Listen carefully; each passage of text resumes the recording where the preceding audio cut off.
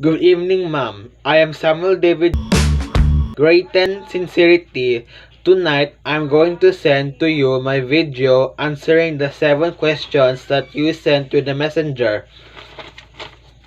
Number 1, that we should spend overtime preciously because we don't know what will happen tomorrow. Number 2, during pandemic, I was able to do my modules despite the challenges that I encountered due to sudden change of environment. Number 3, I learned to do some research so that I can answer my modules. Number 4, I was able to spend more time with my family.